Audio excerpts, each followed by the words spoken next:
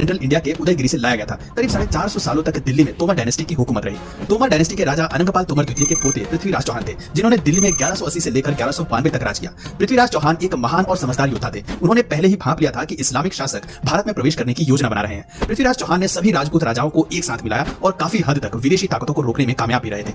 12वीं शताब्दी के अंत में मोहम्मद गौरी ने सिंध और पंजाब राज्यों को जीत लिया और दिल्ली पर सत्ता स्थापित करने की कोशिश की, लेकिन पृथ्वीराज चौहान ने उसके मंसूबों को नाकाम कर दिया। असल में राजपूत राजा अपनी बहादुरी के साथ साथ अपने उसूलों के लिए भी जाने जाते थे। वे कभी निहत्थे और कमजोर व्यक्ति पर वार नहीं करते थे। 1191 में पृथ्वीराज चौहान ने मोहम्मद गौरी को बैटल ऑफ तराइन के युद्ध में परास्त कर दिया था, लेकिन उसे मारा नहीं और मोहम्मद गौरी को जिंदा जाने देना पृथ्वीराज चौहान की सबसे बड़ी गलती साबित हुई। मोहम्मद गौरी ने सन 1992 में एक बार फिर पृथ्वीराज चौहान के साथ युद्ध किया और इस बार पृथ्वीराज चौहान को अन्य राजाओं का साथ नहीं मिला, जिस कारण उनकी हार हुई। पृथ्वीराज चौहान दिल्ली के अंतिम हिंदू रूलर माने जाते हैं। मोहम्मद गौरी ने अपने गुलाम कुतुबुद्दीन ऐबक को 1206 में दिल्ली का बादशाह बना दिया और इसी साल दिल्ली सल्तनत की स्थापना भी शुरू हुई। क्योंकि कुतुबुद्दीन ऐबक एक गुलाम था, इसलिए उनके राजवंश को स्लेव डायनेस्टी का नाम दिया गया। कुतुब